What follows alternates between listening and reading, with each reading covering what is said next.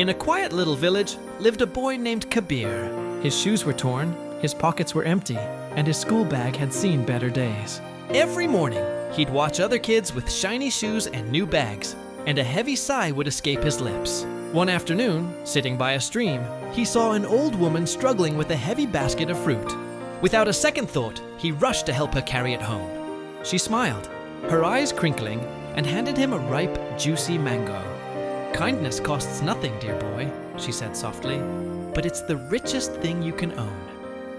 As Kabir bit into the sweet fruit, a warmth spread through him that had nothing to do with the sun. He looked at his worn-out shoes and realized his feet were strong. He looked at his empty pockets and knew his hands were helpful. That day, Kabir learned that what you have in your heart is far more valuable than what you have in your hands. May your week be filled with kindness, and may you find richness in the simplest moments.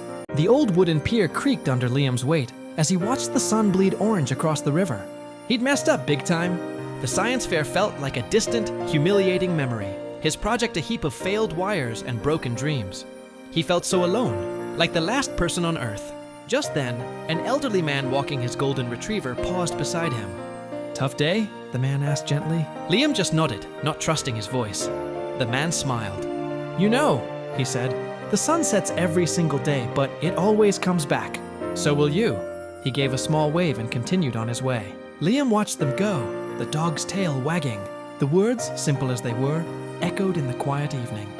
Maybe tomorrow didn't have to be like today. Maybe, just like the sun, he could rise again. I hope this week brings you a new sunrise. Thanks for watching. The evening sun cast long shadows across the quiet town street. Leo sat on the curb, head in his hands, the weight of a failed tryout pressing down on him. He'd practiced for weeks, only to fall short. Just then, Mr. Henderson, the old woodworker from next door, ambled over, his steps slow and steady. He didn't say much, just sat beside Leo and handed him a small, smoothly sanded piece of wood. "See these lines?" he said softly, pointing to the grain. "Every twist and turn tells a story. Some are rough, some are smooth. It's the whole pattern that makes it beautiful, not just one perfect line." Leo looked up, the setting sun catching the warmth in the old man's eyes. He realized his failure was just one line in his own story. As you head into this week, remember that every setback is just part of your unique, beautiful pattern. Keep going. Leo sat on the park bench, head down, the weight of a failed exam pressing on him. He felt like the whole town could see his disappointment. Just then, Mr. Evans, his old history teacher, sat beside him.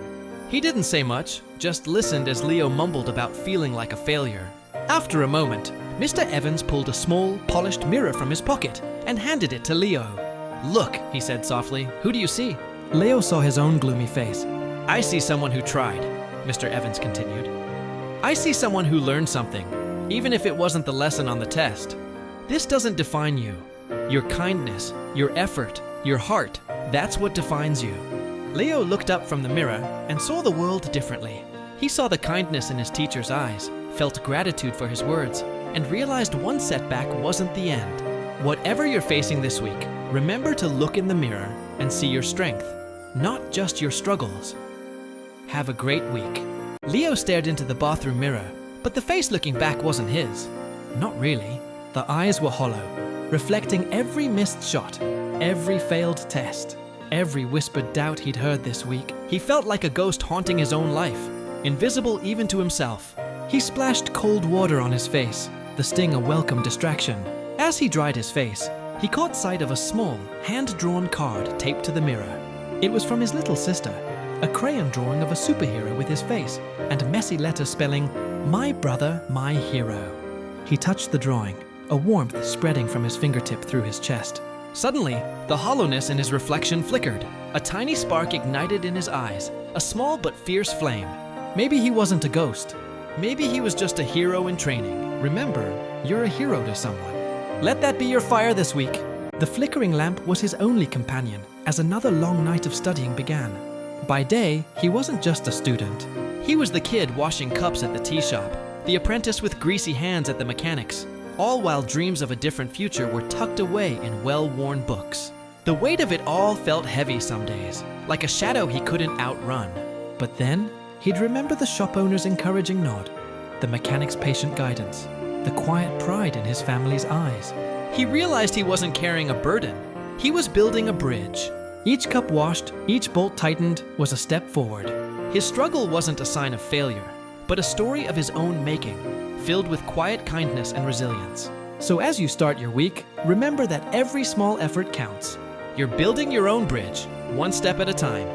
You've got this. The old basketball hoop in my backyard had seen better days, just like my jump shot. I'd missed the final shot of the game last Friday, and the replay kept running through my head. Every time I closed my eyes, I saw the ball bounce off the rim. For days, I just sat on the porch, staring at that hoop, feeling the weight of the loss. Then, my little sister came out. She didn't say a word about the game. She just handed me a glass of lemonade and a drawing of me, wearing a cape, flying towards a basketball hoop with a huge smile. In her drawing, I never missed. I looked from her crayon masterpiece to her hopeful face and realized I'd been focusing on one single moment of failure instead of all the reasons I started playing in the first place. That small act of kindness was my reset button. This week, remember that every sunrise is a new shot. Go make it count. Thanks for watching.